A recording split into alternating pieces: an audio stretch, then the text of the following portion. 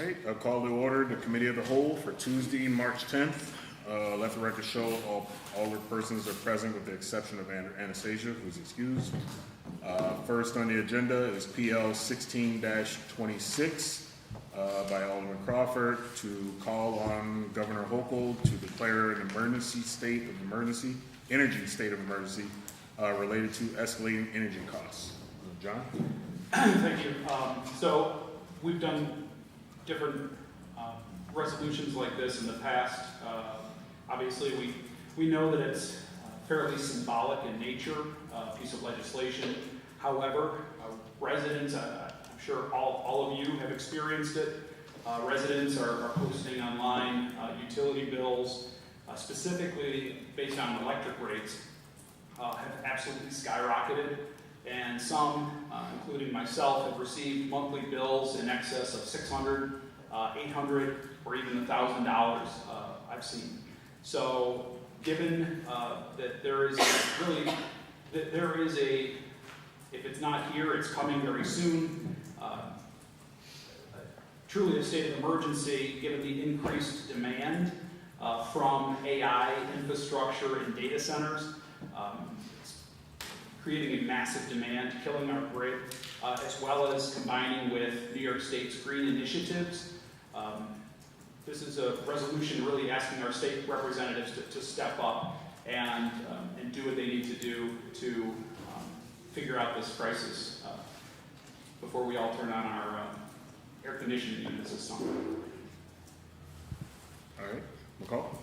So I would like us to also revisit our request to have state representatives look at our gas prices locally. You know, it goes hand in hand with that. People need their electricity sometimes to put on, to utilize their gas, but for the gas prices we have at our local gas stores. And we had put in a PL to have that kind of looked at before, and I think we should also, in addition to the electric, follow up with that. I'm talking about, you know, when we go to Country Fair, quick bill, and there was a nice article in the paper recently, or in Facebook, I forget which, about that. So I piggyback on that as we talk about heating bills and different things to put on to revisit that also.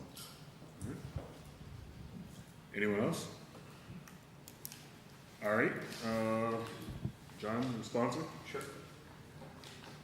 Can you get a second? Second. Second by Curie. All in favor? Aye. Opposed? All right, that's referred to tonight's meeting.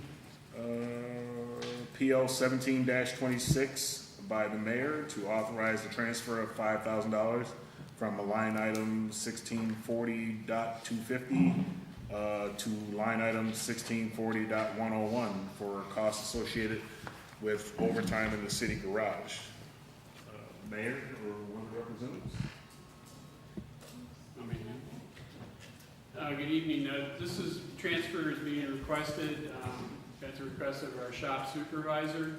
He's looking forward to the workload here in the spring to basically tear down the snow fighting fleet and prep it for the spring and summer workload. And in order to get the trucks around and the timetable that we're used to, he's anticipating needing to work 4 to 6 Saturdays with the maintenance or the mechanics crew. And this will put the money on the right line so that they can do that. All right, Alderman McCall. So, Lance, how much do we currently have, since we're year to date with everything, how much do we currently have left in that line item for overtime?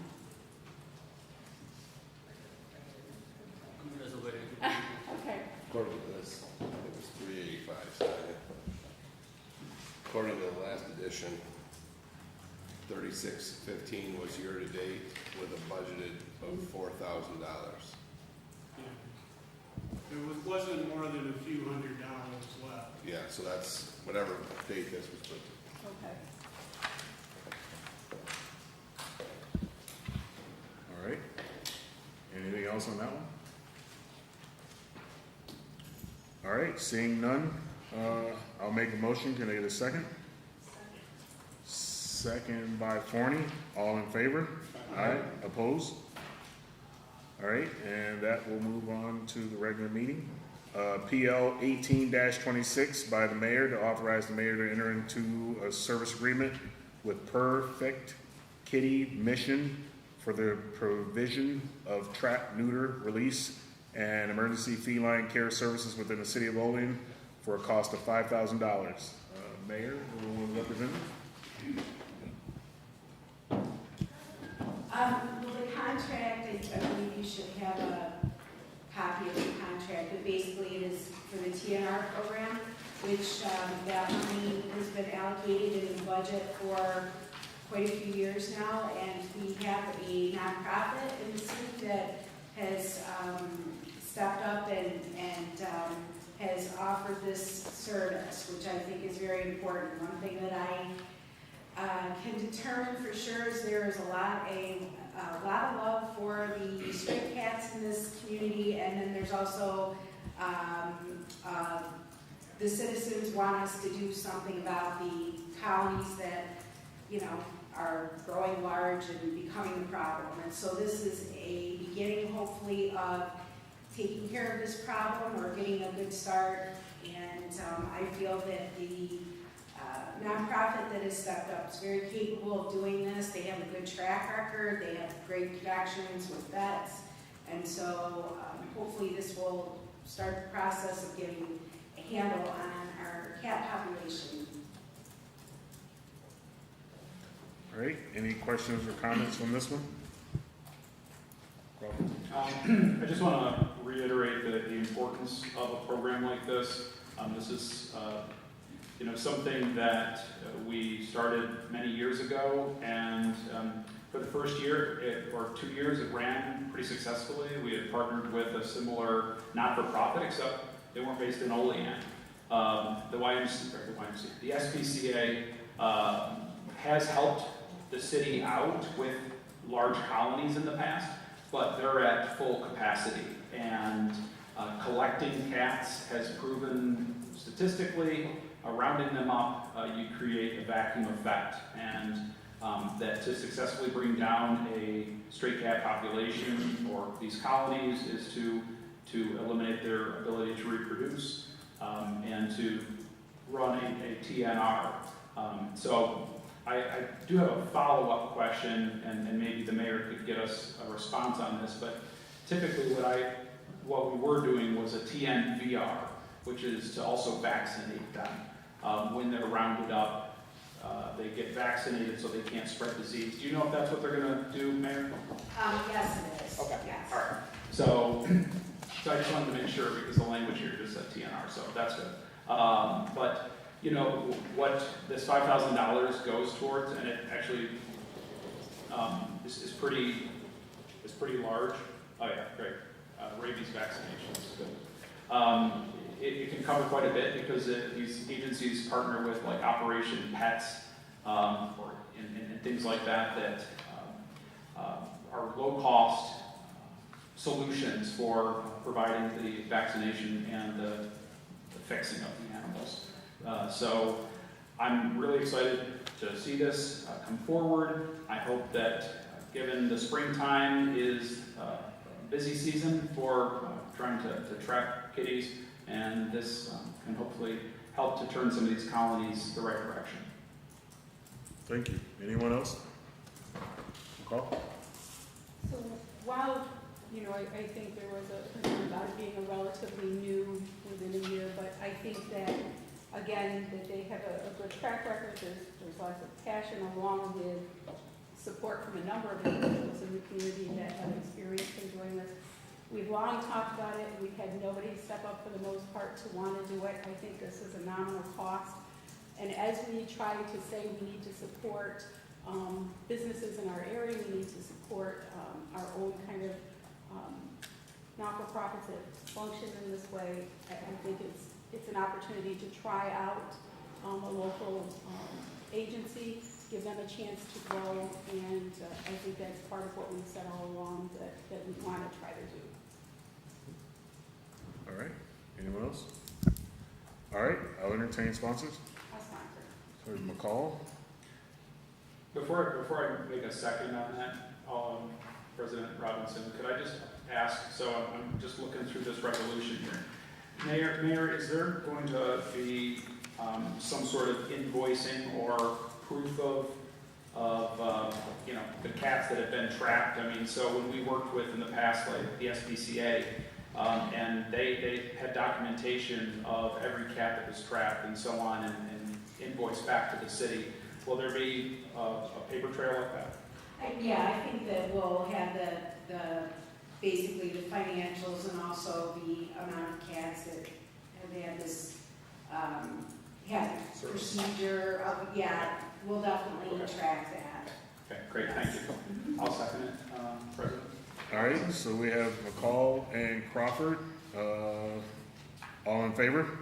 Aye. Opposed? All right, that will move on to tonight's regular meeting. And we have PL 19-26 by the mayor to authorize application of funding to the New York State Drinking Water State Revolving Loan Fund for the lead service line inventory and replacement. Mayor, your representative?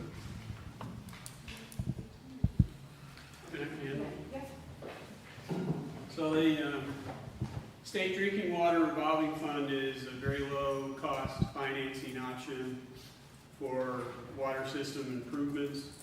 But in order for us to apply, which I think the applications are due in mid-May, we need a formal authorization from the board to attach to our application. So you will take this action, then we will go to work on putting together a project to fit into that program. That program, and the same is true for the State Clean Water Revolving Fund, which the Clean Water Fund is for the sanitary sewers. It's a multi-leveled program, so we can get help at a couple of different points in the progress of a project. But it is an application, and you have to win the assistance. There's no guarantee that you're going to get the assistance. All right. Any questions or comments on that one? And again, the council's definitely happy with this. You know, we ask that, the city look for assistance in any way we can through grants or certain funding. So with that, I will make a motion. Can I get a second? Second by Forney. All in favor? Aye. Opposed? All right, and then I think you just touched on this one, PL 20-26 by the mayor to authorize application of funding for New York State Clean Water State Revolving Loan Fund as required by New York State DEC Order of Consent for the sanitary sewer collection system. Did you want to elaborate on that one? Basically the same answer, it's just for sanitary sewer instead of drinking water. All right. McCall? So I think we get that there's a difference between the sanitary system, but what would you hope this grant would achieve?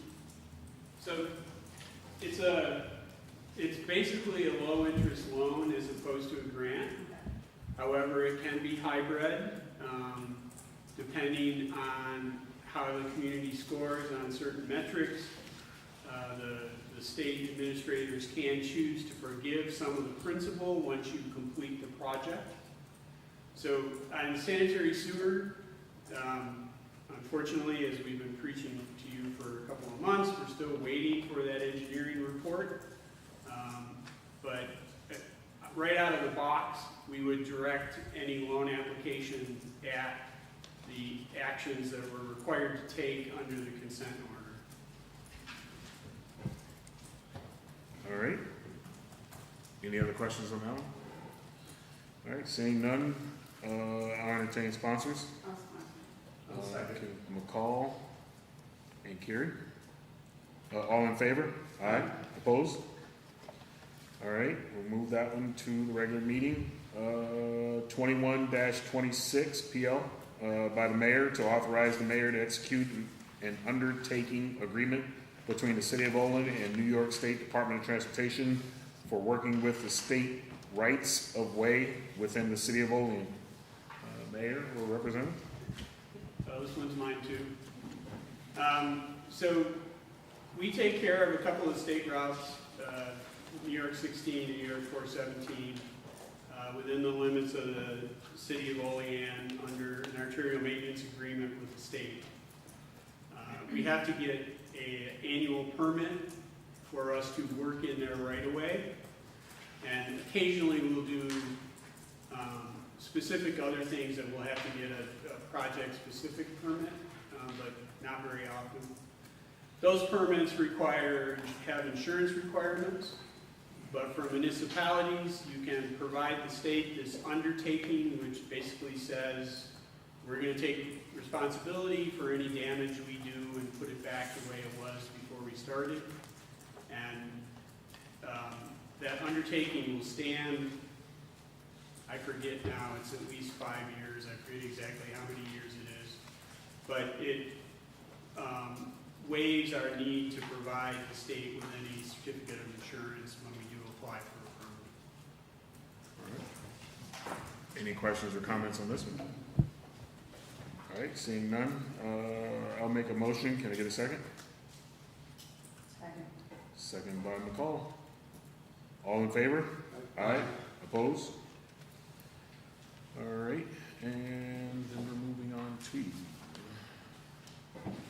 PL 22-26 by the mayor to authorize the mayor to sign and submit grant applications for congressional directed spending grants through Senator Chuck Schumer and Senator Gillibrand for funding associated with security cameras for the Olean Municipal Building. Mayor, Representative? Yeah, so it's grant season with our state and federal officials, and we're basically applying for any grants for projects or items that we have discussed in the past, and this would be the security system, the cameras that Jerry has already proposed. So we're trying to get funding for that.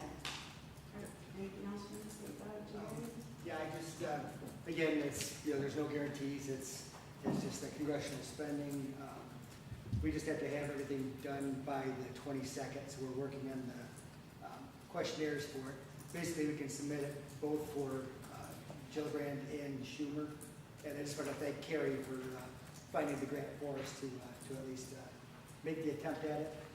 The only other thing is, there is a matching amount, it's 25%. But again, if we get the grant, paying 25 grand is better than 100. So All right. And you said that was due by March 22nd? the 22nd, yes. Okay. All right. McCall? Jerry, what's the maximum that you can apply for? I believe it's very vague. The wording on these congressional spending ones is vague. I think it's either 100 or 115 maybe. So close to where we Yeah, are. it Okay. would Okay. practically cover the whole thing. Minus 25%. Cool. All right. All right, I'll entertain sponsors. Sponsored by Forney, second by McCall. All right, all in favor? Aye. Opposed? All right, that will move to tonight's regular meeting. PL 23-26 to confirm the mayoral appointment of Frank Caputo as city clerk retroactively January 2nd, 2026. Mayor or representative or clerk? Yep, so this is just to appoint Frank, and so we need a vote on that for our charter. All right. Any questions or comments on that one? All right, I'll make a motion on that one. Can I get a second? Second by Forney. All in favor? Aye. Opposed? All right, this will move on to the next meeting. And last, PL 24-26 by the mayor to authorize the creation of capital fund number 028 interest. Mayor, or I'm assuming Lenz?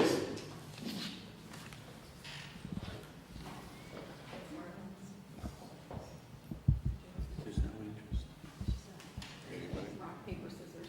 There's no interest. Bueller? I think we just want to know. Bueller? Okay. This is mainly housekeeping. The CPA asked us to separate the interest from the cash flow capital project. This is why we asked you to open the PL to get that situated. Is to separate the interest from what again? I'm sorry. From the capital projects. Capital projects, thank you. Those are the interests we've been getting from New York class and also whatever we get in the bank. Right now, they all combine to those capital projects, so now I'm trying to separate them out. All right, Bing? So, given what they had said during the audit, wouldn't, instead of that being a created capital fund, wouldn't that just be a marked reserve line? Since they said they shouldn't all be capital funds unless it's an ongoing capital project, and this interest is from all of them, so wouldn't it just instead be a reserve line in your budget? Well, this is in the capital budget, not in the operating fund. It's what? This is in the capital budget fund, not in the operating fund, the general fund. This is from the CPA, not from the state auditors.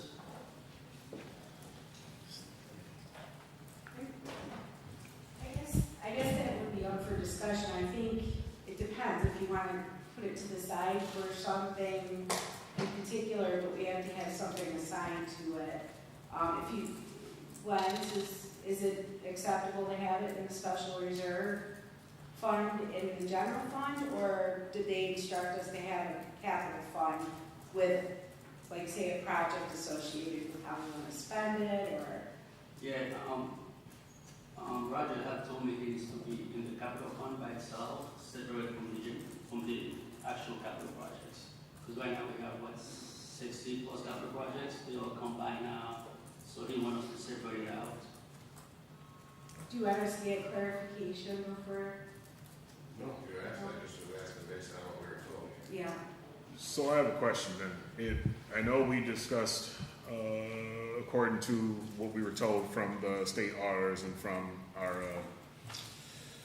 the other auditor, I'm sorry, I can't think of the name of her, but with that being said, we were looking to remove a lot of these capital funds and put them into a reserve. So are we going to end up doing this again? So this is not for, well, this is gonna be for all the capital projects that are currently being operating on right now. It's not different from what we already have. We need to kind of separate it from the actual capital project. Because right now, all the interest we've been getting every month, it goes to those capital projects. Right. And they want to separate it out. Okay. This is for the interest that we earn on the money that's sitting in New York class. So it needs to be segregated. It needs to have a separate fund within the capital fund. So it's not general fund money, it's Okay. capital money. Okay. All right. Any other questions on that one? No? All right. I'll entertain sponsors. I'll make a motion. All right. Crawford? No. I'll make a second. All in favor? Aye. Opposed? All right. So if there's nothing else for this committee, I'll make a motion to adjourn. Can I get a second?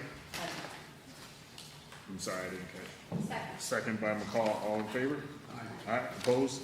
Yeah, that tinnitus is something there. All right, I'll call to order a regular meeting of the Common Council for Tuesday, March 10th. Will the clerk please call the roll? Alderman Benyon. Here.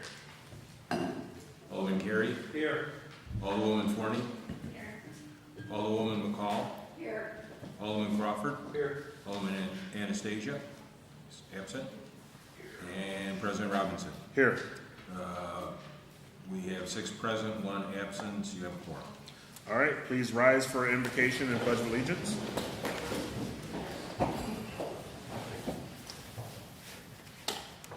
Heavenly Father, we come to you today asking for your guidance, wisdom, and support as we begin this meeting.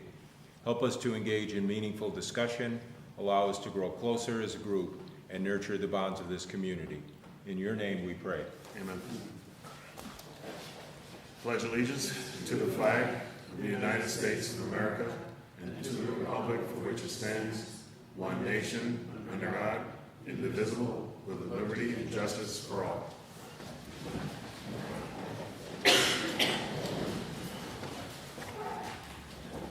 Reading, correcting, and approval of the minutes of the previous regular meeting. The regular meeting of the Olean Common Council was held on Tuesday, February 24th, 2026 at 6:45 p.m. Present were Alderman Robinson, Benyon, Carey, Corney, McCall, Crawford, and Anastasia. None were absent. All right, I'll make a motion to approve those minutes. Can I get a second? Second. Second by Alderman Carey. All in favor? Aye. Opposed? Okay.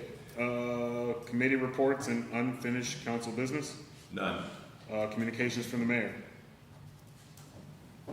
Not at this time. Thank you, Mayor. Miscellaneous communications. None. City official reports. None.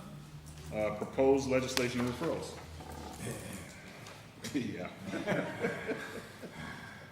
PL 17-26 by Mayor Sherburne, referred to Committee of the Whole Tuesday, March 10th, 2026 by Council President. PL number 18-26 by Mayor Sherburne, referred to Committee of the Whole Tuesday, March 10th, 2026 by Council President. PL number 19-26 by Mayor Sherburne, referred to Committee of the Whole Tuesday, March 10th, 2026 by Council President. PL number 20-26 by Mayor Sherburne, referred to Committee of the Whole Tuesday, March 10th, 2026 by Council President. PL number 21-26 by Mayor Sherburne, referred to Committee of the Whole Tuesday, March 10th, 2026 by Council President. PL number 22-26 by Mayor Sherburne, referred to Committee of the Whole Tuesday, March 10th, 2026 by Council President. And PL number 23-26, referred to Committee of the Whole Tuesday, March 10th, 2026 by Council President. All right, thank you. Finance and bills. None. And then public comment. Before you read that statement, any of the council persons have anything they'd like to discuss or bring to council's attention? No? Alderman McCall? I have my own time with finance. Oh, okay. All right. Will the clerk please read the public comment statement? The public comment portion of the Olean Common Council regular meeting is established to provide members of the community with the opportunity to publicly state their views, voice their concerns, or to provide input pertaining to any issue affecting city government. Additionally, the mayor, common council members, and city department heads encourage any person with questions to contact them at their offices. All right. At this time, if you would like to make a public statement, please approach the podium, not the stadium. Approach the podium. You'll have 3 minutes. Please state your name and address for the record, and please be respectful of each other's time.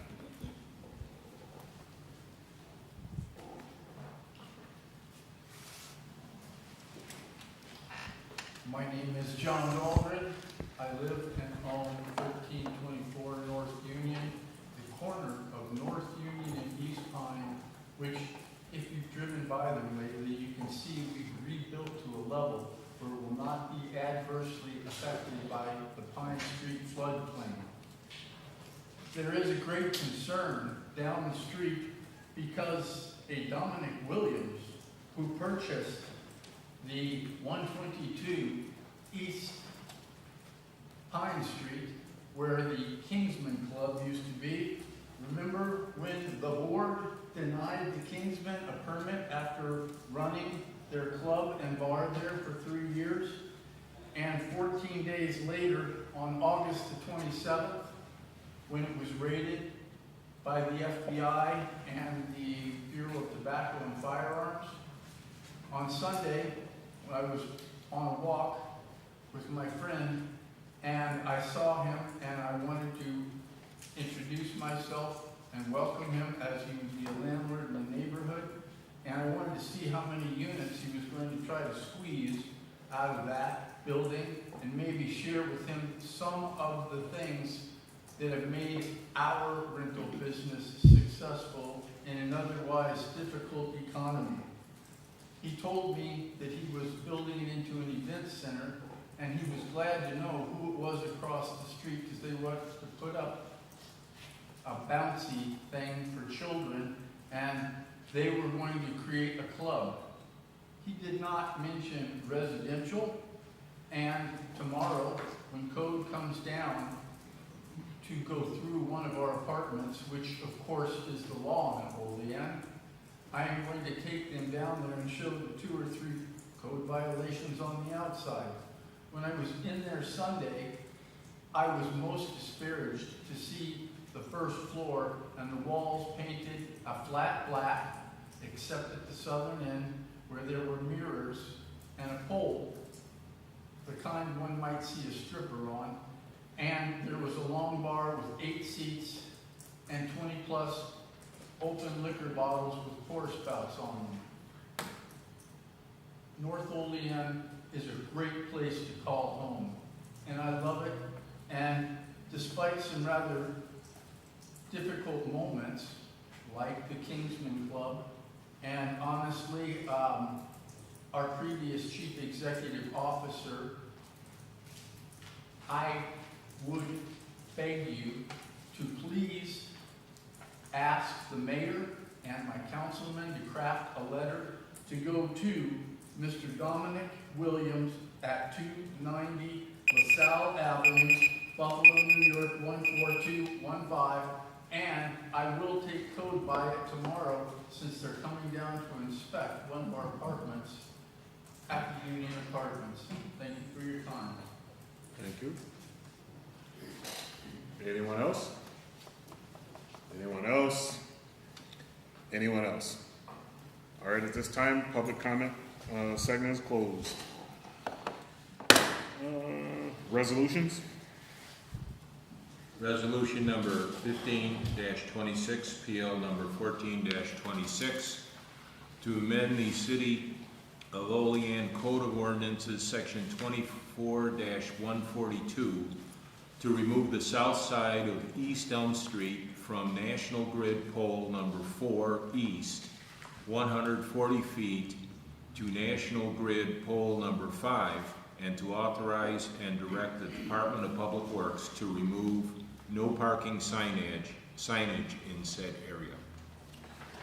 All right, this one was from committees. If we recall, it's pretty much the same as what's stated. We're removing the no parking sign. And then remove this other sign. All right, yes. Just point out, there is no parking already on the entire other side of the street. Yeah, So we it's know.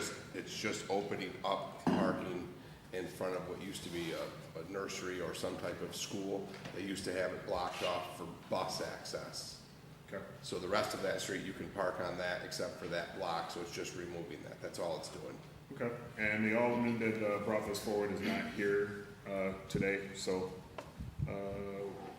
we can go ahead and proceed with this if we think we get responses. Okay. All right, so with that, if there's no other questions or anything, sponsors? All right, Benyon? And Forney? Will the clerk please call the roll? Alderman Benyon, Yes.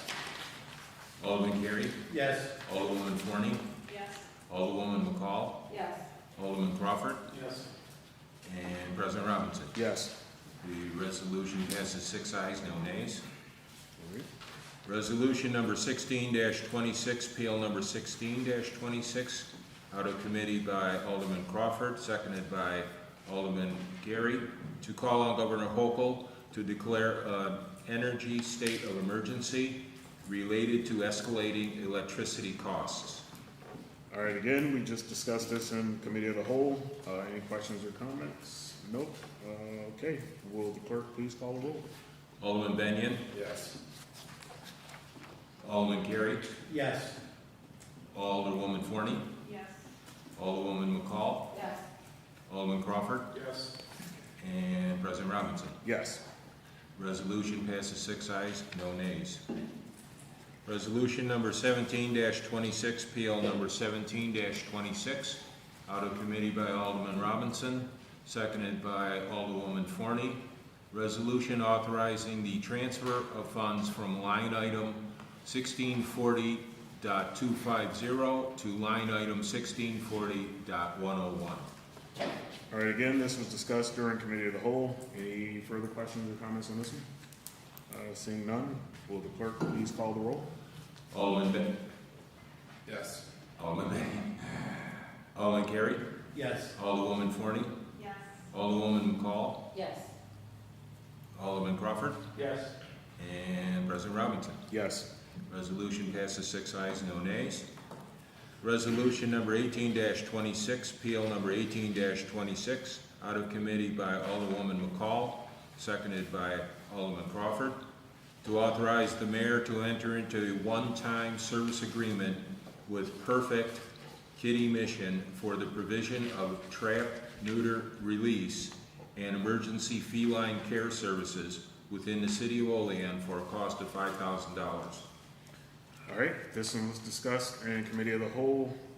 Any other questions or comments on this one? Seeing none, will the clerk please call the roll? Alderman Benyon, Abstain. Alderman Carey, Yes. Alderwoman Forney. Yes. Is that yes? Yes, sorry. Alderwoman McCall, Yes. Alderman Crawford, Yes. and President Robinson. Yes. The resolution passes 5 ayes, 1 abstention. Resolution number 19-26, PL number 19-26, by Alderman Robinson, seconded by Alderwoman Forney, to authorize the application for funding to the New York State Drinking Water State Revolving Loan Fund for the lead service line inventory and replacement. I'm sorry, I'm just sitting here reading stuff. Any questions or comments on this one? It was previously discussed in committee of the whole. Seeing none, will the clerk please call the roll? Alderman Benyon, Yes. Alderman Carey, Yes. Alderwoman Forney, Yes. Alderwoman McCall, Yes. Alderman Crawford, Yes. and President Robinson. Yes. The resolution passes 6 ayes, no nays. Resolution number 20-26, PL number 20-26, out of committee by Alderwoman McCall, seconded by Alderman Carey, to authorize the application for funding to the New York State Clean Water State Revolving Loan Fund as required by the NYSDAQ order or consent, on consent for the sanitary sewer collection system. All right, this again was discussed during committee of the whole. Any further questions or comments? Seeing none, will the clerk please call the roll? Alderman Benyon, Yes. Alderman Carey, Yes. Alderwoman Forney, Yes.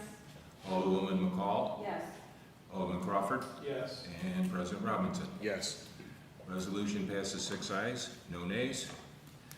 Resolution number 21-26, PL number 21-26, out of committee by Alderman Robinson, seconded by Alderwoman McCall, to authorize the mayor to execute an undertaking agreement between the city of Olean and the New York State Department of Transportation for working within the state rights-of-way within the city of Olean.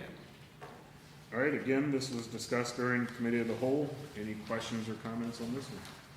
Seeing none, will the clerk please call the roll? Alderman Benyon, Yes. Alderman Carey, Yes. Alderwoman Forney, Yes. Alderwoman McCall, Yes. Alderman Crawford, Yes. President Robinson, Yes. and the resolution passes 6 ayes, no nays. Resolution 22-26, PL 22-26, out of committee by Alderwoman Forney, seconded by Alderwoman McCall, to authorize the mayor to sign and submit grant applications for congressional directed spending grants through Senator Chuck Schumer and Senator Kirsten Gillibrand for funding associated with security cameras for the Olean Municipal Building. All right, again, this was discussed in the previous meeting. Any questions or comments on this one? All right, seeing none, will the clerk please call the roll?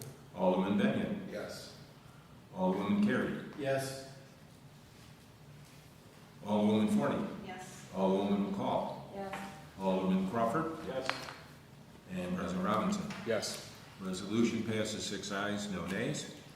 Resolution number 23-26, PL number 23-26, out of committee by Alderman Robinson, seconded by Alderwoman Forney, to a resolution confirming the mayoral appointment of Frank Caputo as city clerk.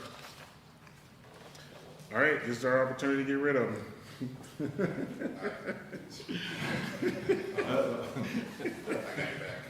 Got it back. All right, this was previously discussed during a previous meeting. Any questions or comments? All right, seeing none, will the clerk please call the roll? Alderman Benyon, Yes. Alderman Carey, Yes. Alderwoman Forney, Yes. Alderwoman McCall, Yes. Alderman Crawford, and President Robinson. Yes. Amazing as it is, it passed unanimously. Resolution number 24-26, PL number 24-26, out of committee by Alderman Crawford, seconded by Alderman Robinson, a resolution authorizing the creation of capital fund number 028. All right, this too was discussed. Any questions or comments? Seeing none, will the clerk please call the roll? Alderman Benyon, Yes. Alderman Carey, Yes. Alderwoman Forney, Yes. Alderwoman McCall, Yes. Alderman Crawford, Yes. and President Robinson. Yes. The resolution passes 6 ayes, no nays. All right, thank you. Before we adjourn, I just want to let the students know that are here, so that you don't have to sit through the next and the final portion, the finance, as we discuss the budget talks. You guys can come up and get your papers signed. So with that, I'll make a motion to adjourn. Can I get a second? Second. Second by Alderwoman McCall. All in favor? Aye. All right, opposed? We're adjourned. Thank you.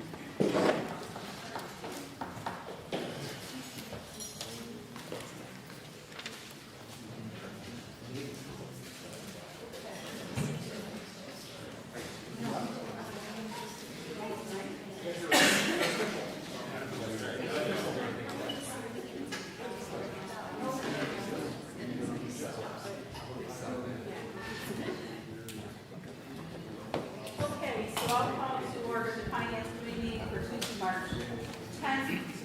Let the record show that all Aldermen are here, with the exception of Alderman Anastasia. So just a couple of things I want to say, because having talked to a number of the Aldermen, and just wait a second here.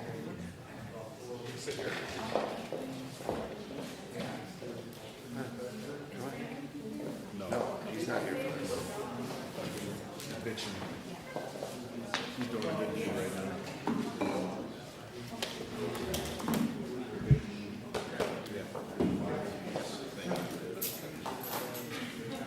Okay, we'll try this again.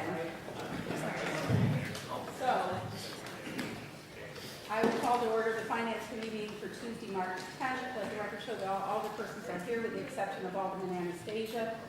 Just a couple of things after having talked to a number of the aldermen. We certainly understand the need to go line by line through the budget, to review and discuss the expenses, and discuss recommendations for changes. And we have made many changes. With the current open.gov software, we're able to make the changes in the moment and see where we are to date on things, which is great.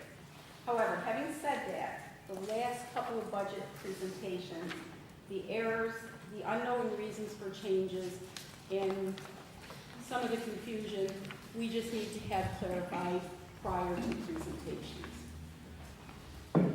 If we have another such presentation as that, we will ask to stop the meeting, ask you to go back, kind of revise, and then come back to us at a later date with that. So I hope you appreciate we appreciate the challenge that you guys have.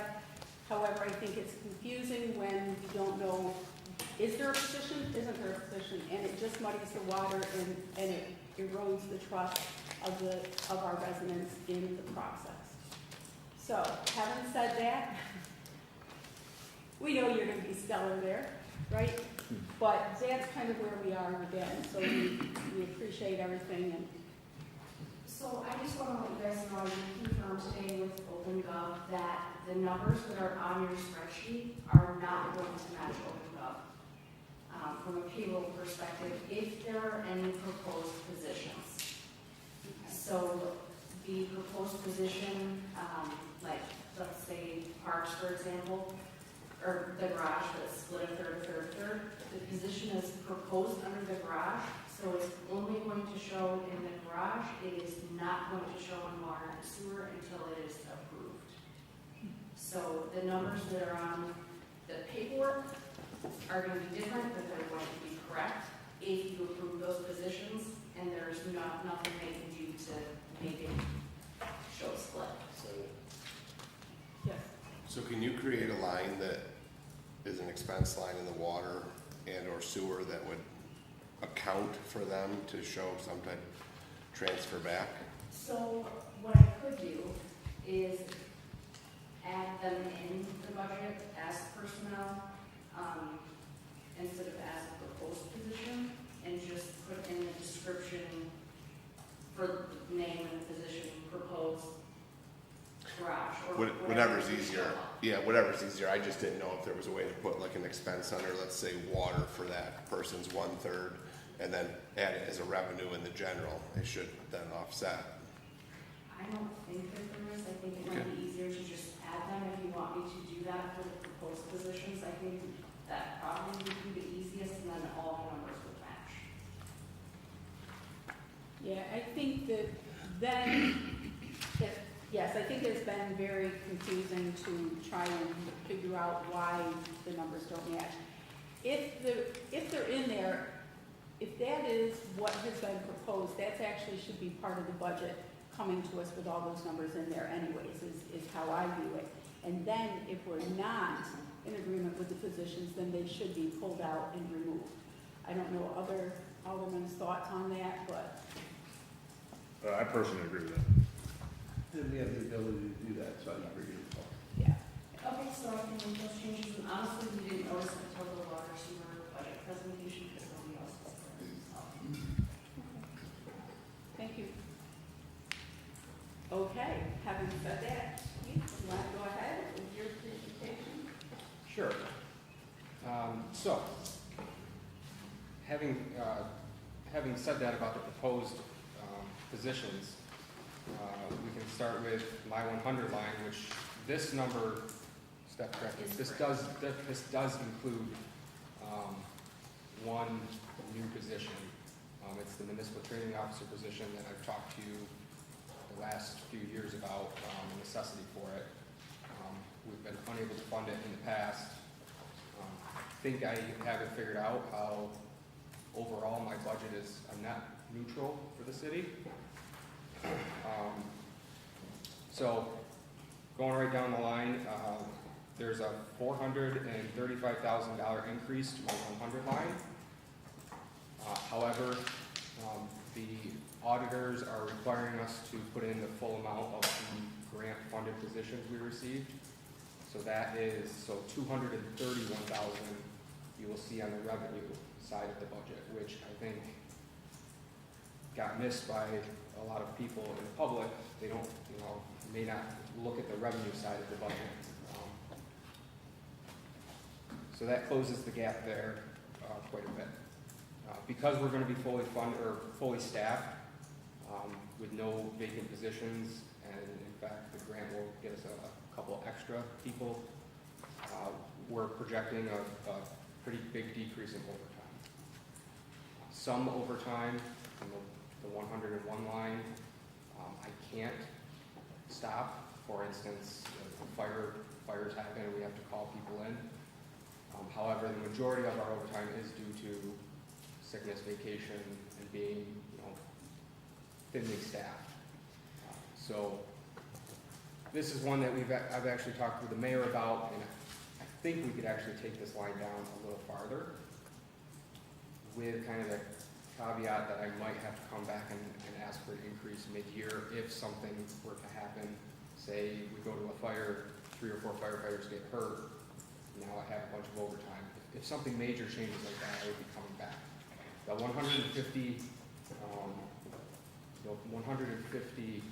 amount is kind of a conservative estimate to play it safe. If we want to reduce that down, I would be comfortable with that. Chief, I got a quick question, just to go back to, because I think the grant, if you could just talk to that for 1 second. So the grant that you received covers a certain portion, for 75%, is that right, for the positions? For the first 2 years, it's 75%. On the third year, it is 35%. So when you talk about the revenue being 231,000, is that the revenue we're receiving? So the 75 and 75 and then the 30, is that what you're saying? So 231,000 we receive year one, Okay. 231,000 year two, I think it's 108,000 year three. Okay. And that covers, that would be that percentage for their salary and fringe. Okay, but that is just, that's the revenue side. What is of the $435,000 increase in cost, what is the cost side of those grant positions? So essentially, the only thing that's not grant funded, unless you're saying it's part of that grant, is the training officer? Yes, so we are taking a current fire captain and moving him onto days, and that creates a vacancy on the line that we would be filling with an entry level Okay. $46,000 position, plus fringe. So is the grant cover the four, is that the safer grant for 4 positions? Yes. On the 100 line, there's also a built-in raise for the firefighters. So that's the majority of the reduction of I that. got you. John, are you asking like what the uncovered portion of those would be, those 4 positions? Yeah. It should come out to about 72.7 using a 1.55. That's what I was, Yeah, 72.788. okay. Thank you. Sure.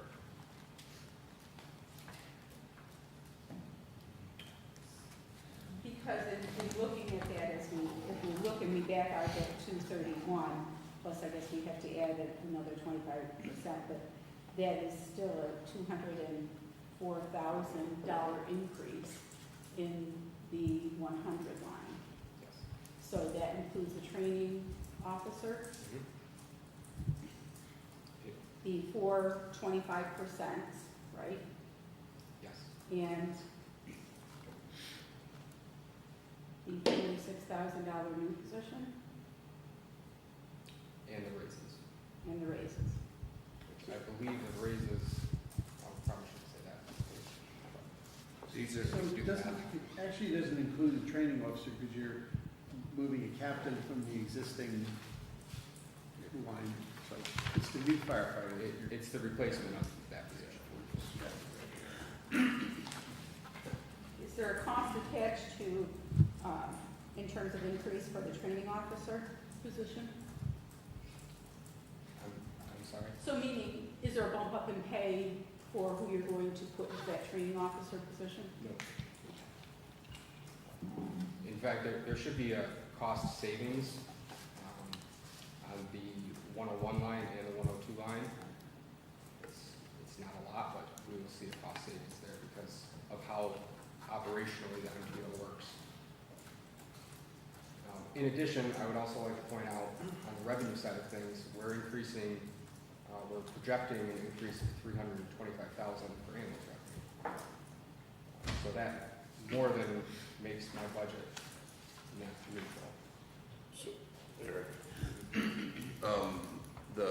these ones down here on the bottom says like Zollinger, is that just like a current, or somebody is? Yes, so replace Eisman, Jared Eisman just retired. Replace Vermeer, he is the training officer. We replace Zollinger, we're projecting he retires, is coming back. Oh, okay, that's right. I wasn't sure of that. So we would potentially be hiring Sal. The bottom. I see. And then when you and I talk, your budget actually comes in with just your fire side, with your projected revenues at a savings of 164. Yes, which is approximately what that undistributed increase is. I have a handout So I just remember when you and I so you talked, can see the numbers we're talking about. with regards to that, you actually came in, including the MTO and the projections that you put in there, that were put in there. You come in at about a savings of 164 on just your fire side. Yes. I just wanted to make sure that that got pointed out.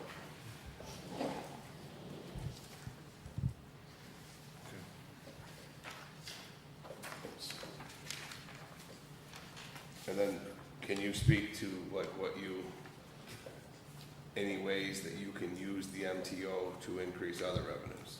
Right, so there's a few different ways. We run our own recruit academies, so the municipal training officer goes on to days anyways, about 18 weeks out of the year. So there should be a reduction in overtime that we see because we don't have to, we will permanently backfill him as opposed to temporarily backfilling him with overtime. That's part of the overtime decrease that we're comfortable going down further with. In addition to that, there are some potential revenues that we could see from the municipal training officer position. We're able to train other fire departments, both career and volunteer, 2 different ways to do it, but we can do that. And we would be able to charge those departments. We also teach CPR classes. It's not a lot of money that we make, maybe $1,000 or $2,000 a year, but right now we charge $1,000 or $2,000 to go teach the courses, but we pay people overtime to go teach them. Whereas if we had a full-time person to do this, we wouldn't necessarily have to pay. There's a lot of little savings. Also, when the training officer goes to days to teach a recruit program, there's contractual language in the contract that he gets a $2,500 stipend to do that. So we won't have to pay that $2,500 stipend a year. In addition, it's needed to sustain, with the call volume the way it is, and how busy the department is, it's needed to sustain our level of training. And that's kind of what I've been saying the past few years. And I realize that it's been financially unfeasible, but I had a meeting in January with our ambulance billing agency. They did a bunch of research for me. They are proposing we increase our ambulance rates, which I will bring to the council because you'll have to pass those rates. That plus the current call volume, I think the $325,000 increase in revenue is a pretty good estimate for an increase. Any other questions? You look critical there. I'm good. Okay. Okay, so we accomplished the first 2 lines. Okay. We have a $5,000 decrease in the 102 line. The 102 line covers some contractual things, such as holiday pay and accruals on retirement. So that decrease is just based on projected retirements. Communications line is going up. So this one we use to replace portable radios, mobile radios, and do repairs. We have slowly decreased this line over the past few years, and it's kind of time to catch back up to where we should be. Pretty much the same story goes for the public safety line, the next line down. We were down to, this past year, I think we were down to 7,000. This line replaces any tools and equipment damaged at fires. And then we have a lot of equipment that, unfortunately, industry standard says it has an end of life. And a lot of that is 10 years, 12 years. And we have to replace this stuff or go without, which certainly we don't want to do.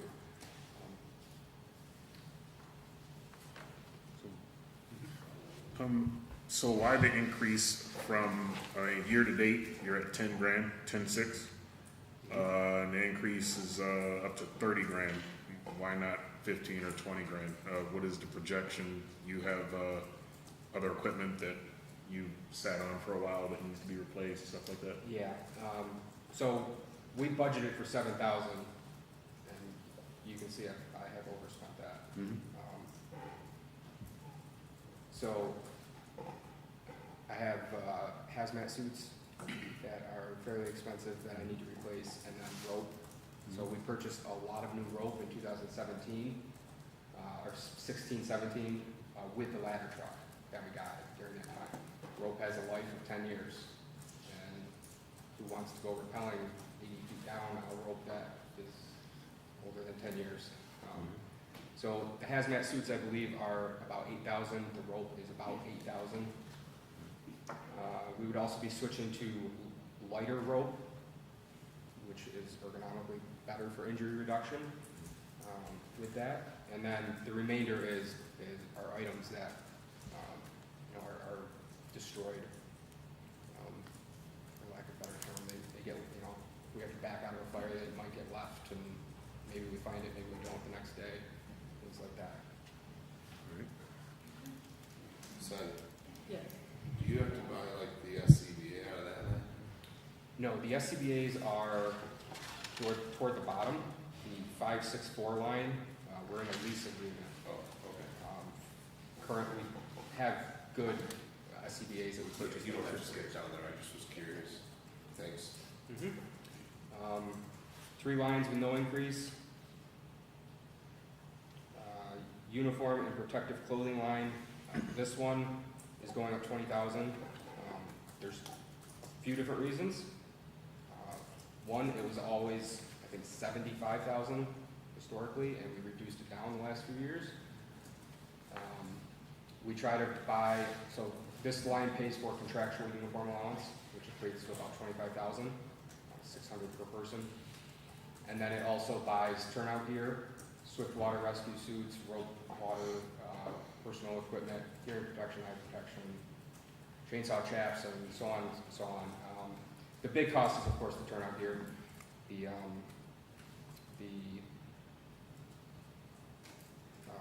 turnout gear costs are going up. We are shopping around for other vendors, but I'm also projecting we're going to have new hires, and the old gear doesn't always necessarily fit a new firefighter, depending on the size and shape of the person.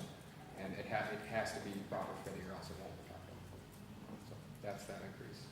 So just for a moment, talking about the protective clothing and stuff with the anticipation, do you anticipate that all 4 new positions that grant funded will be brought on in this year and kind of towards the beginning part of the year? Yeah, I am awaiting civil service test results. I'm hoping they are this week. The test was January 10th, and we're still waiting for results, which is about normal. So if we get them this week, we're doing good. It would be about a 3-week, maybe 4-week period where we have to do an agility test, an interview, medical exam, and a background check, which is a lot to accomplish. We're hoping to start the academy in April, if everything goes to plan.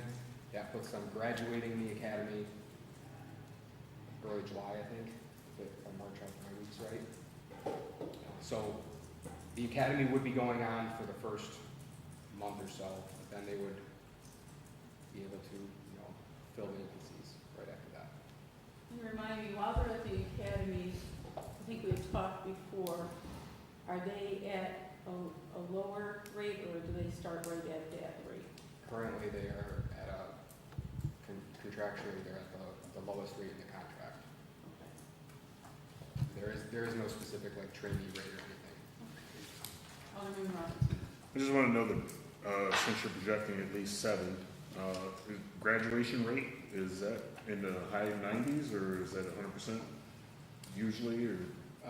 So the last few academies we've done, we have lost 1 per academy. Okay.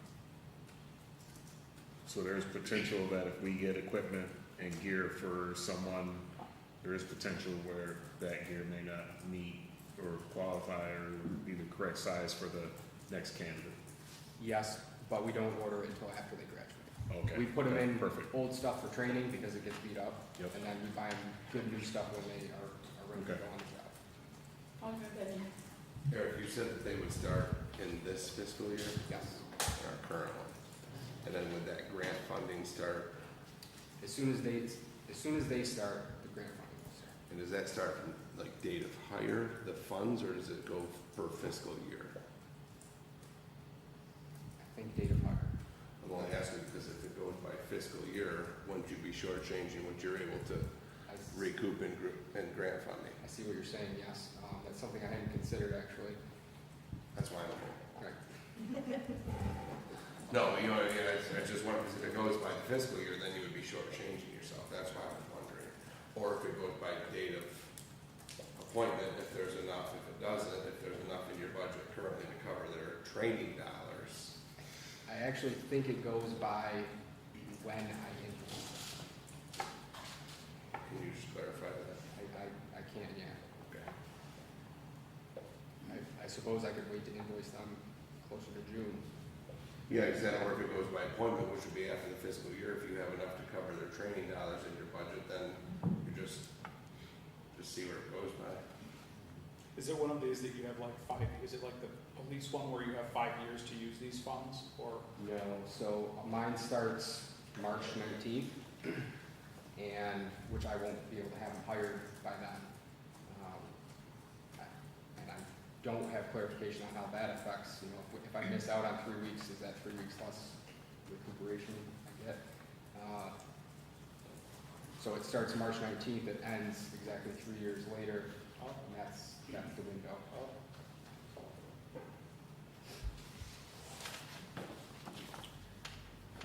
Janitorial supplies goes up 500, just for price increases. Light and power, so I was paying for electricity and natural gas for both fire stations and the fire training facility out of light and power. I've talked with Lens, and we think it's more appropriate to have a separate fuel for heat line for the natural gas. It hopefully will help at least me keep things better understood. And then we looked at, you know, the price of utilities as you discussed. So we're expecting those increases. That's a hard one to project. Miscellaneous contracted services, taking that one up 1,000. Just the cost, you know, as you can see, I've spent a little bit over what I budgeted this year, so I think it's appropriate to take it up. Those are ladder testing, pump testing, aerial testing, air pack flow testing, hydrostatic testing for the bottles, air quality testing, like all of those contracted services. Do they come in for that, or do you have to send that stuff away? Most of the vendors come in to do it, unless something needs to be repaired, like back at their shop, and they usually arrange the transport. Repairs to equipment and property. I don't recall why that one was going up.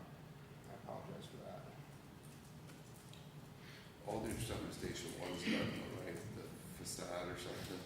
Yes, the capital projects at Station 1. So the facade is done. We were able to paint one of the exterior walls that was having an issue. We did an ADA bathroom, and we put in a rear entrance in hopes and anticipation of getting a rear parking lot someday, and for egress purposes. So there is still, I think, like $10,000 left in that capital fund. We're hoping to paint the other 2 exterior walls this spring or summer. And I think the heating unit needs either replacement or something.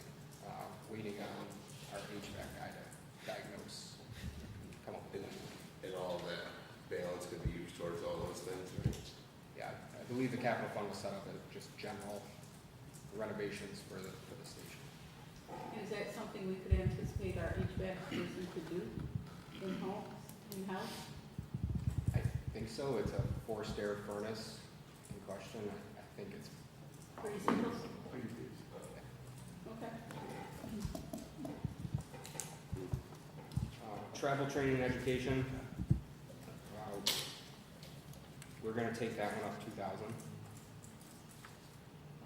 that's just because we're doing an in-house academy this year is the plan with the new hires. We have a big batch This past year, you see, we overspent that line because we sent recruits to Utica, which had a cost associated with it.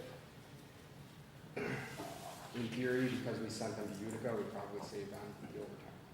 So the previous mayor was okay with me doing that. The miscellaneous line went down 36,000 because we moved it and we separated out the airpack lease agreement into the next line.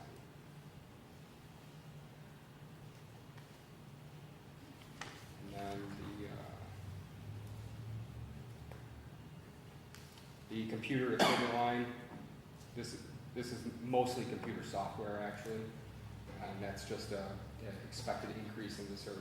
We have 3 or 4 different softwares that we use, one for alerting our off-duty members, giving us call information, one for doing reports, one for doing online training, and we're just expecting those to go up. McCall, I have a question. Maybe it's more for, I don't know, maybe the IT or maybe something that they can look into, but we keep hearing server, and I know a lot of organizations are moving more towards cloud-based.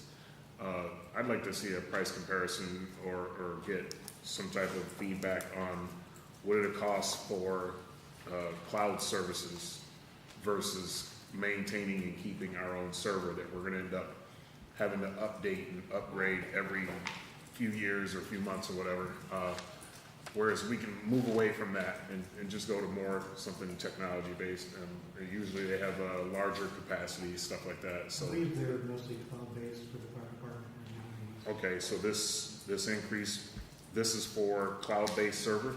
I believe so, for what they use. Yeah, Okay. We used to have it in-house, but they moved to a cloud-based service. And then the 1,000 increase is just cost of annual costs? Yeah. Okay. All right, thank you. I stand corrected. Any other questions on this page?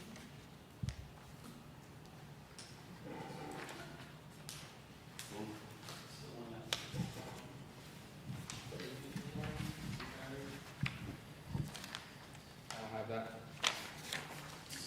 850 line? It's no change. No change, Oh, Second. okay, second one. Yeah, no change. That one, so it's kind of a crazy setup. I'm not sure who thought of it. Long time ago in the 80s, they set up a fund. The city pays fire union $18,201 a year. The fire union invests it, and then the fire union pays employees for their unused sick leave. I'm not sure who thought of that one. It's contractual though, I can't change it. From what time frame again? It was 1988. Yep. They, the fire union gave up health insurance in retirement to get that. And I just wanted you to state that again, so it's time for a change. Well, we don't want to rush into that. Which one next, Lance? 3620. Safety inspection. The increase in the 100 line are contractual increases. 14.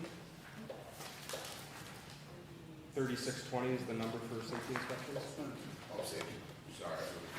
What is it? Oh, yeah. Thanks a lot, Lance. So the 100 line, just contractual increases. Overtime stays the same.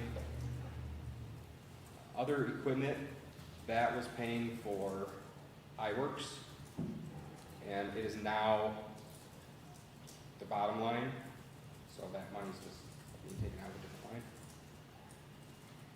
That was just a change of titling or numbering, I think. Office supplies doesn't change. Uniforms and protective clothing. This is really just the safety items that we should be providing to employees, costing $500 a year. We've only spent $147. I called and they were going to submit submit for the things that they need this fiscal year before we get to the end. So safety boots, hard hat, eye protection, hearing protection, anything that they would need on a job site is what that covers, in addition to their uniforms. Chief, I know with hard hats, they have a 5 to 7 year life expectancy. What are your hard hats going? I don't know. The little stamp is on the. I don't know. Okay. They might be kind of old, honestly. Yeah.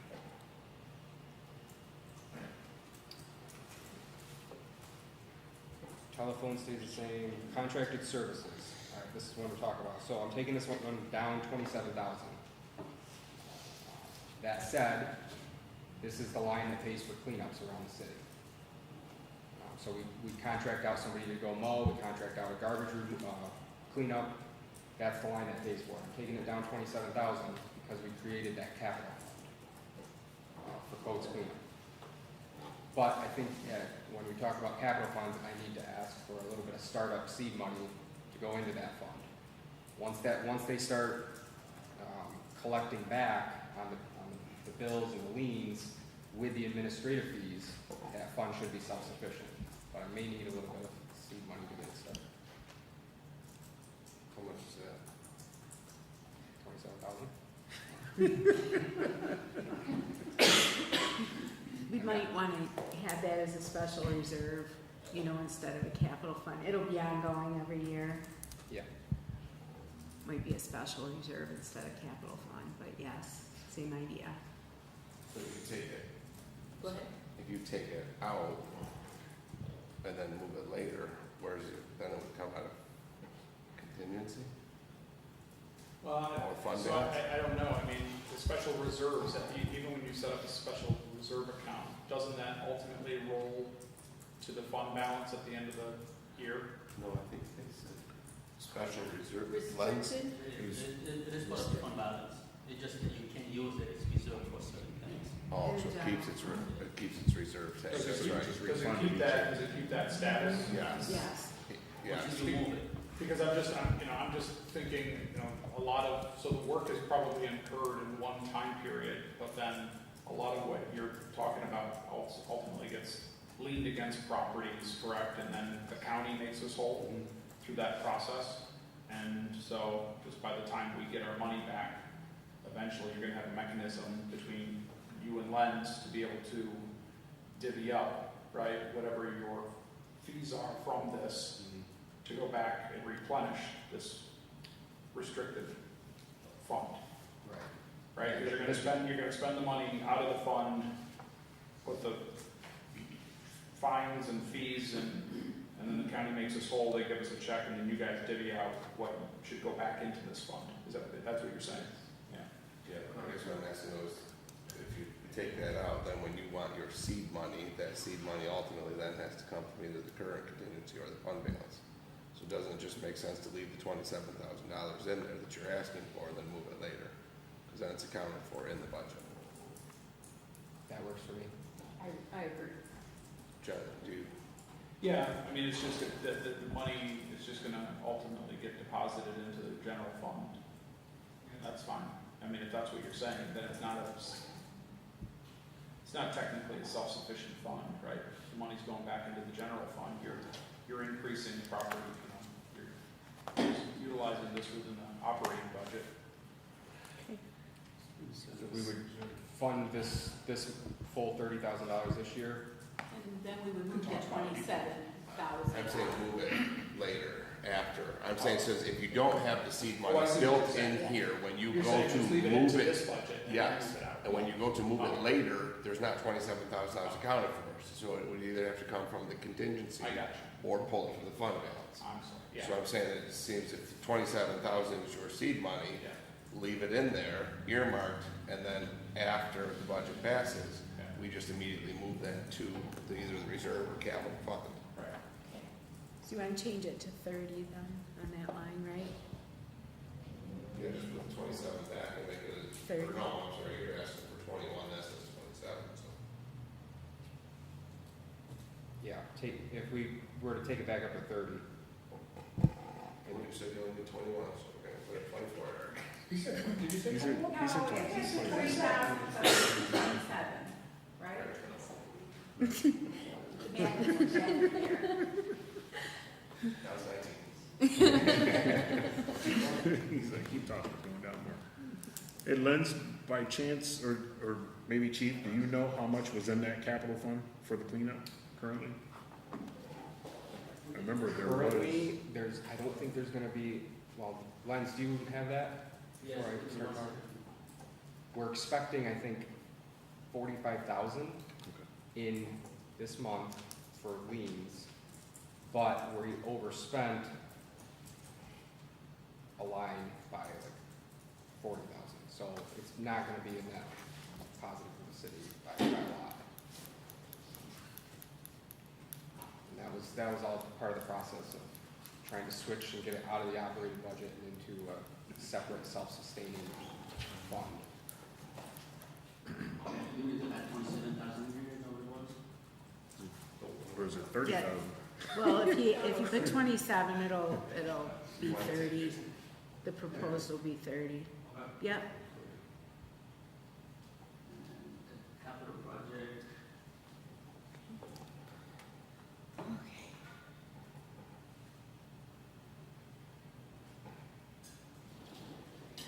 with the number 20. 255?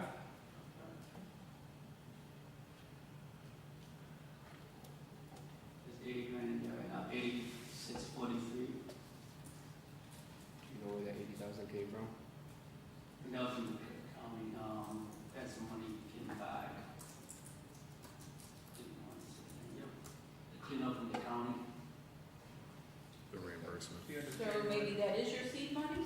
Yeah. I'm afraid we have to pay for something big out of that. I will find out. That's fine. If that money isn't allocated for like a demolition cleanup or something big, then that's fine. That would I thought it was plenty. reimbursement for the, Because we already paid for those two houses, we got, already Right. kind of got that Does that- squared away. Does that have So to those do were the with only big things contract? we knew about, that I'm aware of. It's selling, have the contract, that makes it work. Let's see, it says on the 29th, 75,000 came in.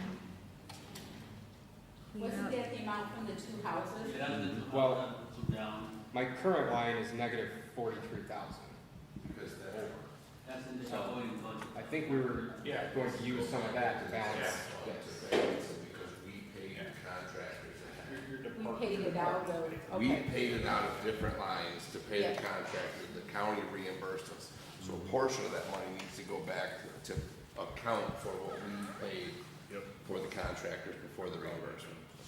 Yeah, if you take a look at 440 right now, there's 61,000 that has been spent year to date, so that most likely includes that, right? Is that why that's over?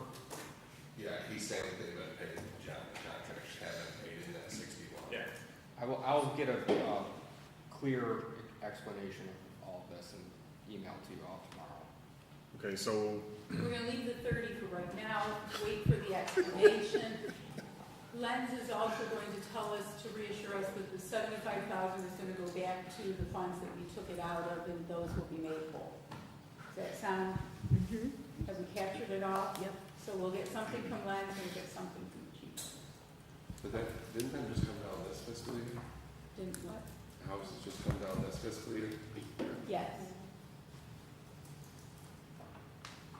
Yeah, they both came down No, late these spring. were liens from South Union Street That's what I was asking, because then how was the Oh. previous fiscal year? from a few years ago. Oh, We're just now getting the money back. Okay, because we're thinking of the one that was over on Laurel and the one that's on 10, right? yes. So that's not, okay, so we need clarification where this 75,000 came from. Okay. So if you guys can give us that, we're gonna leave the 30,000 in, and then we'll make adjustments if we need to after. 31, and then this one's under 43, so it's 74 off. No change in the next two lines. The 451 line was a grant that we had. My understanding was it was part of a zombie blight grant. and we've been using it similar to the 440 line. I don't think we need that to get the capital fund working like we want it to.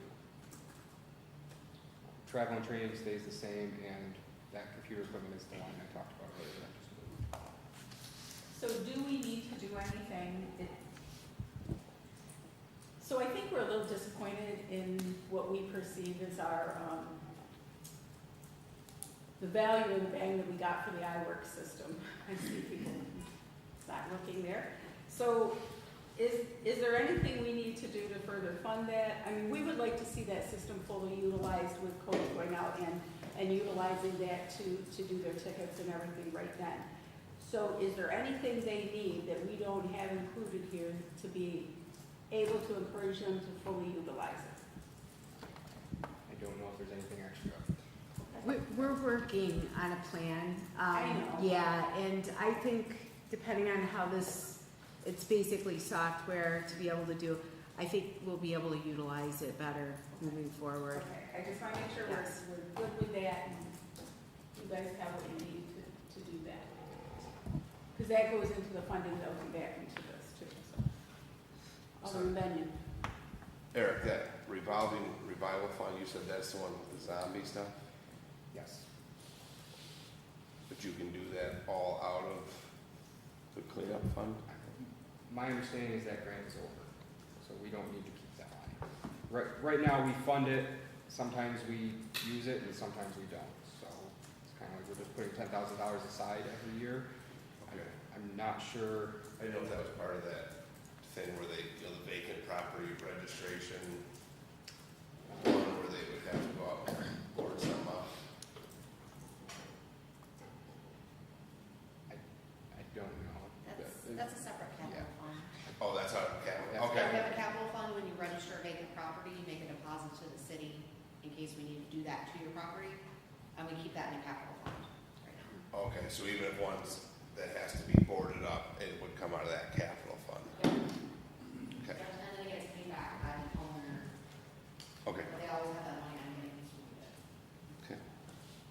And I think the things we want to make sure is that those monies go back and are reallocated in the spaces that they're supposed to be.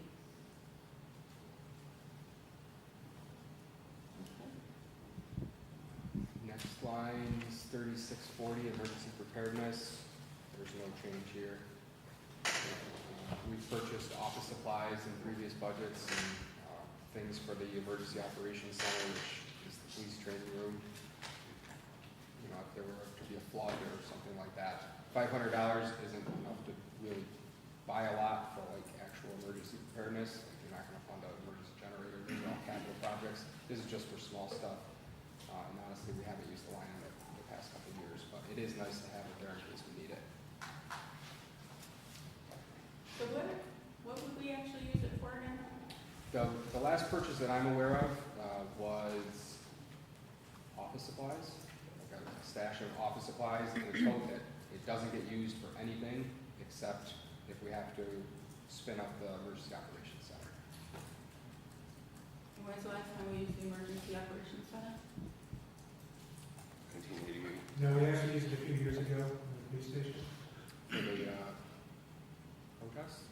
No, they had bugs. They had people come in and clean it out, clean up the bugs. Okay. So they had to set up emergency operations because dispatch couldn't operate in the police station while they were bombing the police station. So we got, I want to make sure, when you say bugs, you mean Fumigating physical the bugs. police not station. I physical don't think you bugs. can say bombing. Yeah. Fumigating. That's the last time it was used. Okay. Okay. Demolition of unsafe buildings is the next budget group. That one is just staying the same. We have not used it. Coach's been able to be creative and work with the land bank for their needs. Though that, just to be clear, that's mainly for emergency demos, as opposed to the demos that we brought to you earlier this You said this hasn't been used? There's a year-to-date total of 26, Yeah. 28.6. I think we're gonna be reimbursed for that. I will find that out.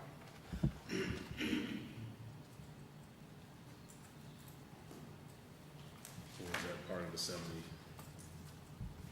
plus thousand? I think if you look at those, that, I'll look back and look at the two fiscal years together, it probably equals that. So what I would like to just use this line for is emergency demolition.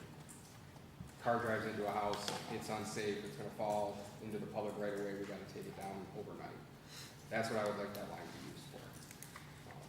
So like South Union Street. So like South Union Street. Or we had a building uptown here that started to, the front was a non-load bearing masonry wall and it started to shear collapse. We had to have a contractor, a masonry contractor come and evaluate it and then put up scaffolding to make it safe. We've had to do that, so that would be that type of line, more emergencies. If it's a Laurel Avenue or North 10th Street situation where we want to take a house down, but there's hazard, but we mitigated the hazard and we don't have enough money to actually take it down, that would be a separate discussion that I bring to you. Okay, so you're gonna let us know what this 28.6 that was used was. Yes. 4540 is the ambulance budget.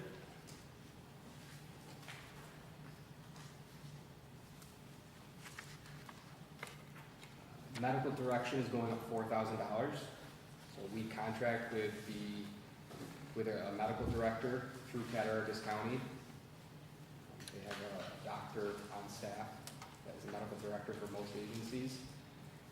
His cost is correlated. They've come up with a cost that's correlated to call volume. And our increase is $4,000. Who's our medical director? Brian Walters. Okay. Oxygen is going up. Again, just call volume related, 1,500.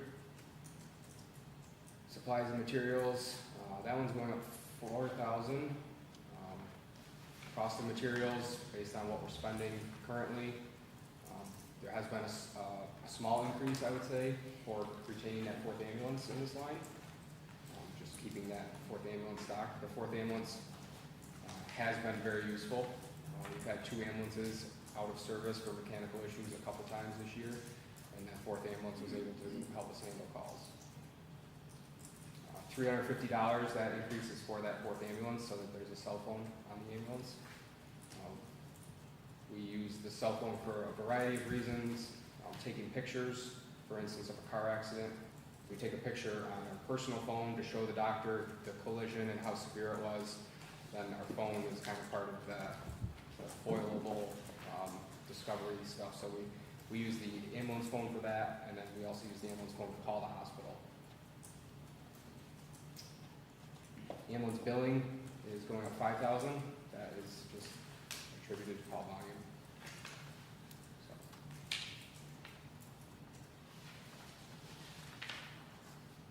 So where,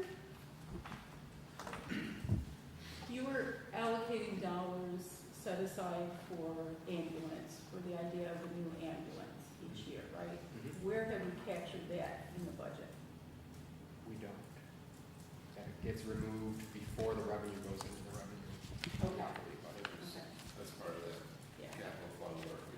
Right, I know it's a Percentage. capital fund, but Percentage went into it. Capital Fund 118, it gets 12% off the top before the revenue goes into this budget. And then that one's also the one that got expanded to other things other than ambulances though, recently. should correct? that not be shown somewhere though in the budget? I mean, isn't that an accounting principle? If we're taking 12% out, should it not be accounted for somewhere in the budget? If it's going into that capital fund, then that capital fund is gonna be one of those ones that we're gonna look to restrict, Right. and, maybe that's where it's shown. But if we're taking the 12% out Right. first from the, because, I don't know, I think that's where we've had some issues, I think. All money in should be accounted for all money out should be accounted for in the lines. And so that's my question is, if we're taking the 12% off the top, which we agreed to, right, because it was a good thing, and your goal, I think, is to increase it a little bit higher as we go along. But somewhere that should be shown Yeah. in the budget. That's how we had issues with like the BQ credits and Yep. different things. So that's what I'm asking. How do we capture that within this budget? Because that percentage comes out of the ambulance revenues, right? Yeah, Right. whatever we collect with the ambulance revenue, every month, 12% of that, take amount to capital fund 118. But should it not be somewhere? Is it it's under got to show? departmental income But maybe lens? he's saying it's coming, so of the number that in, maybe it's just a misunderstanding, so the number that's under the revenue line, is that the total revenue lens, or is that the net? That's the total revenue. Of that revenue, 12% of that will go to the capital budget. So we are recording. Yeah. Can you verify that? Can you guys look into that? Can you just verify that? Yeah. Because there seems to be a misunderstanding. Okay, we'll do. If that's our gross revenue that you show, or the net? But that's, No, it's not the net, because that's how we used to do it, and we got in trouble from the state for doing it that way with the net. Yeah. So we basically collect the money first, Yep. and every month, we do a transfer. An allocation? Yep. And move it to the capital budget 118. what page is that, John? 24. But so, then John, wouldn't Sonia then be right to show an expense line over there? Because if that's not included, which last year it was $1 million or something. If 12% of that then goes over there, there's $120,000 is not actually being used to account for the general budget, right? If the million goes in on paper and then 120,000 then suddenly just gets pulled out, there's actually now $120,000 funding gap for the general fund because it automatically got moved. So either it's gotta show at the 88%, or it should show an expense line under the, I think, maybe Jenna just heard one of them say something about inter-fund transfer or something, where it's actually accounted for. Right, we have, and that's one of the things they told us we had to show. Right, because I just want to say about as ambulance revenues go up, I think he's predicting 1.3 million. 1325. Lens. What's the So then departmental income? that would be a bigger one, a bigger gap that's actually not Oh, there. that's for the whole city as a group. What? For the whole city as a group, each department will calculate into that one line. That's the total for all, not just the ambulance. Under the general fund? Yes. Lens, what did we bring in last year? for ambulance revenue? Let me take a look. Because if you hit your projected, while he's looking at that, would give you a $159,000 gap that's actually not accounted for. That's like 2%. Using Dave's math, that's 2% and a tip. That's the report, in 985. That's where there's no tip, so I counted for it. Wetlands. So that was last year, I was money for last year. Which was how much? 989, 844. Oh, that's on here. So out of the 989, 844, a percentage, what was it, 14%? 12% was removed from that? No, that's after. Because we brought in 1.2 million last year. We paid out. Yeah, 1.2 million. According to the billing agency. So then that poses the other side of the question, if you brought in 1.2, you're not actually showing what you brought in then. So either it's something's underfunded with the gap, or you're not accounting for all the revenue accurately. So out of that 1.2 million, we also paid 70,000 roughly for ambulance services.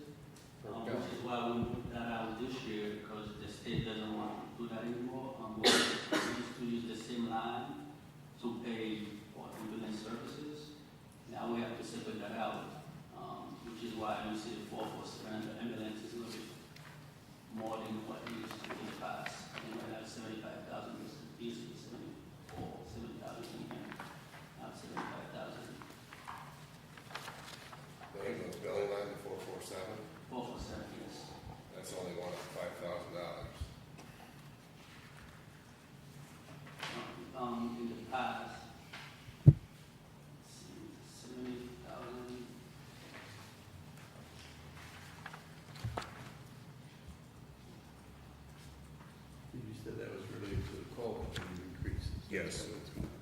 That's what he's saying, but he said it wasn't, it's actually still counted for him there, so then you're still even missing 12%, or you need to give a gap.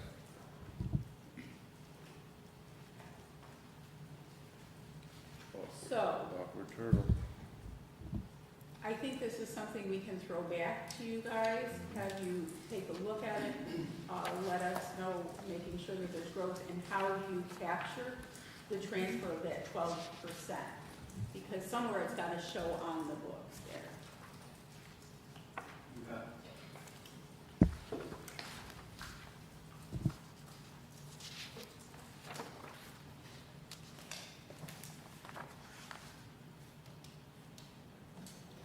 And you're not, let me make sure, you're not asking at this point anyways to look to increase that from the 12%? No, Okay. no, not right now. Okay. So, Lens, that's something you will work with the mayor and the chief, and then get back to us as to making sure that that's gross, and then how do we demonstrate that transfer? So, That capture what we're looking for? Okay? Yeah. Okay. Yep, absolutely. Okay.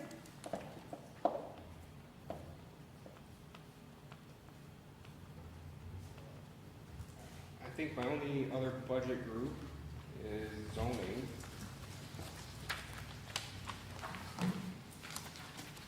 It's 80-10.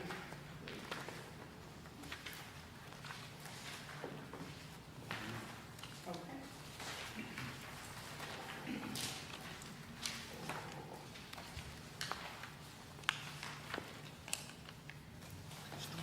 So the increase in travel training is one.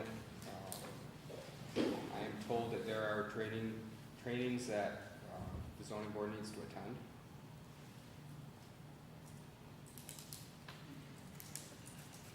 And that we need to budget that now in order to do it. We would like them to attend trainings. Mm-hmm. Any questions on that line? How many members are there again? 7? So if there's 7, there's only $100 each allocation? They don't all, yeah. I don't think they all do training every year. I'm not sure. Okay. Online training? What's that? Maybe they, Hmm? was I gonna say think the same new thing. members have to be trained, from what I understand, but there aren't all new members on there at this point. There's no annual refreshers? I will check that. We'll make sure. Any other questions? All right. Well, Wait. oh, wait, No. don't be messy. 7 days later, no. Okay. That all we got today, Yeah. right? Okay, so referrals for consideration, we have none. Committee reports, we have none. I'll make a motion to adjourn. Do I have a second? Yep. Second by Alderman Forney. All in favor? Aye. Opposed?